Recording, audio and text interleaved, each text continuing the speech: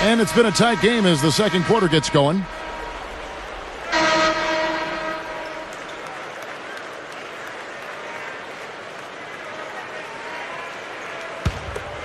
Here's Ginobili. Against Indiana, he was really on his game. Just a horrid year for the Hornets on the road last season. Well, there's no way to describe it other than that, Kevin. Only 13 wins on the road all season. You do that, and I don't care what your home record is, you're most likely going to be in the lottery. Hill and Manu in the backcourt. McDyess is out there with Duncan and Anderson. And that's who's in the game for the Spurs.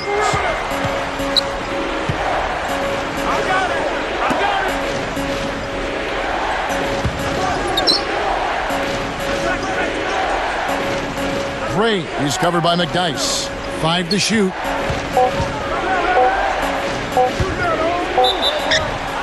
And 2 free throws coming up as the whistle blows. He barely missed that one. Tim Duncan picks one up. And Clark, you talked about the road issues. What is strange is they were a better than 500 team on the road the previous season. Well, part of the reason for that was they had a healthy CP3, Chris Paul. But he missed an awful lot of time. And because he did, and he has such a control of the game for his team, when they were on the road and things got a little crazy, it spiraled south in a hurry for the Hornets.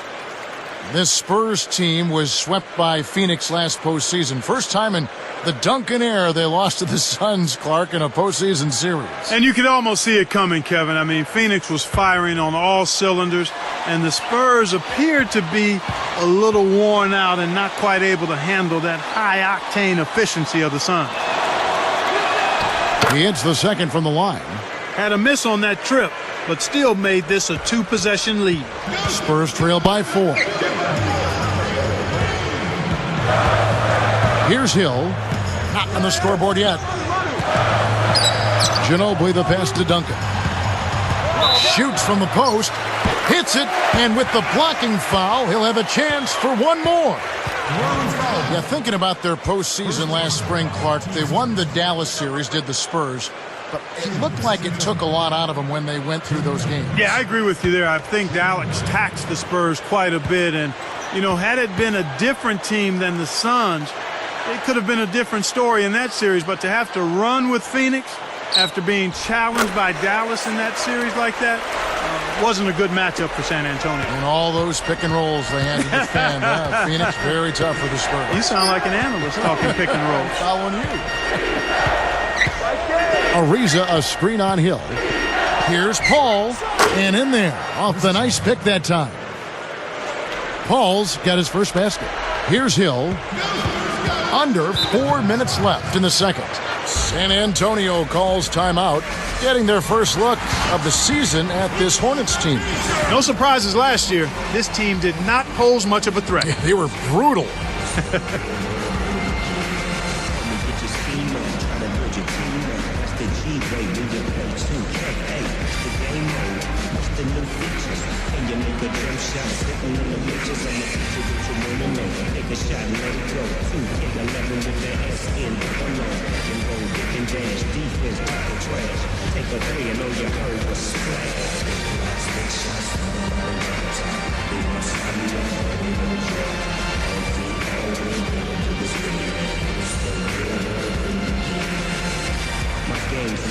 Is an 85.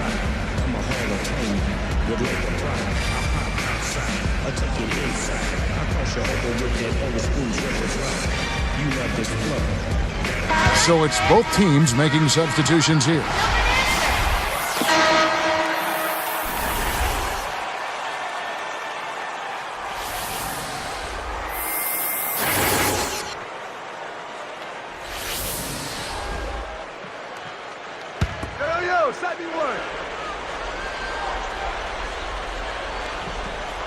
Here's Ginobili, still looking to get on the scoreboard.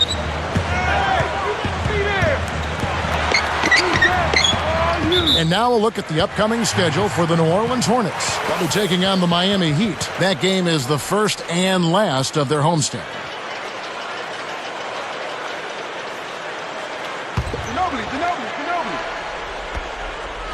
Here's Parker. He has 5.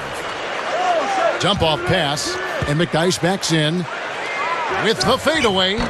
Kept alive. Blair tipped. The Hornets leading by 3. Pass to Paul.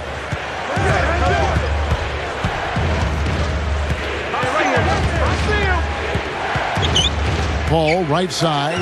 And West backs in. Gets a good look. And Antonio McDyess pulls it down.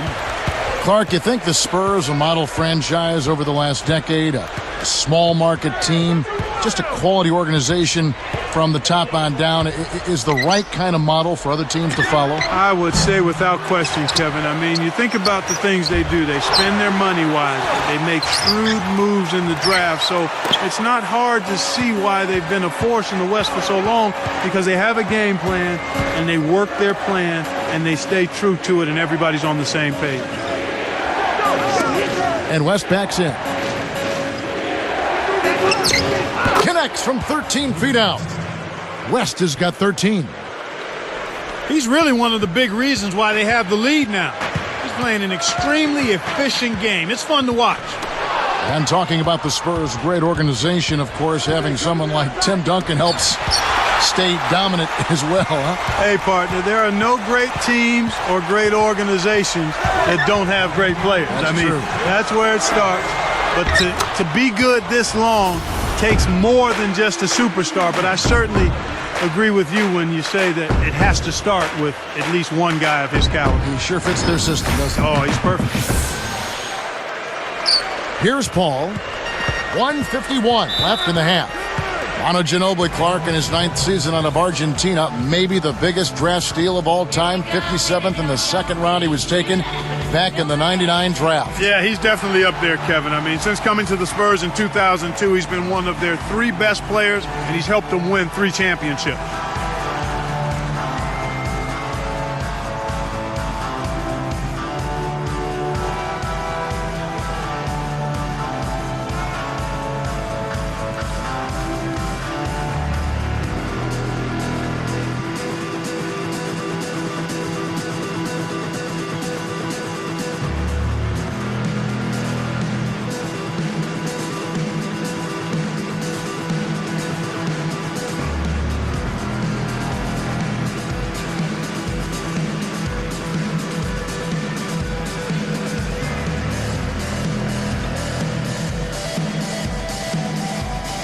And some changes here for the Spurs.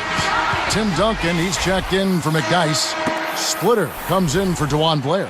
And George Hills subbed in for Manu Ginobili. New Orleans also making some changes. Stojakovic is checked in, and it's Pondexter in for Bellinelli.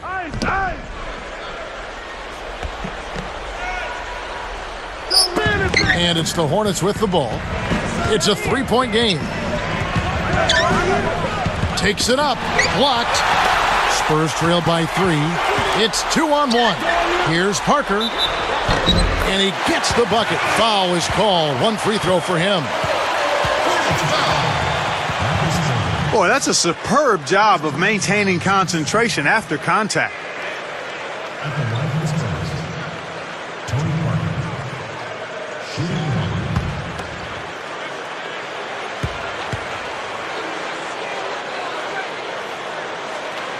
He can't complete the 3-point play.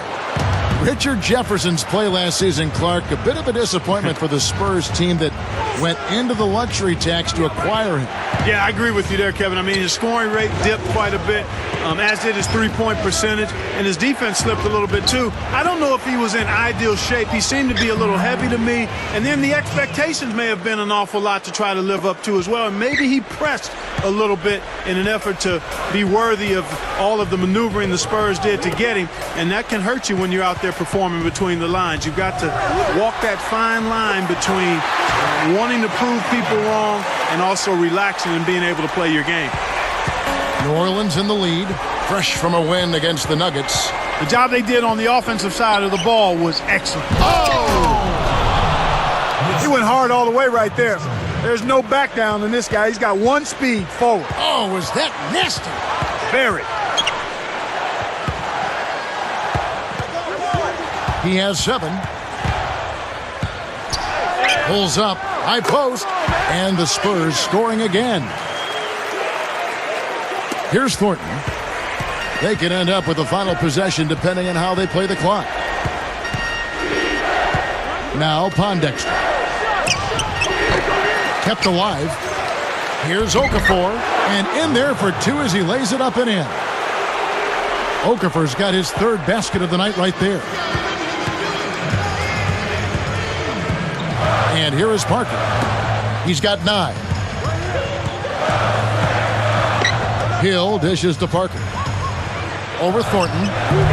Parker's shot is off. We've seen some good scrambles for rebounds and even a bit of a fight sometimes. That's just good play inside, and that's kept this game close. He can be dangerous from out there. As a matter of fact, he can be lethal. His first from the arc after having none in the first quarter. Keep an eye on him. And the first half is now in the books. David West playing well. He has 18 points, then he's buried 1 3-pointer in the course of this game. Boy, he was locked in that whole half. Back here in just a moment from San Antonio.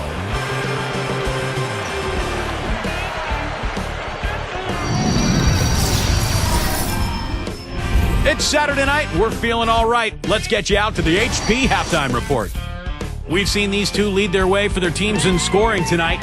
We'll see what they've got in store in the third quarter.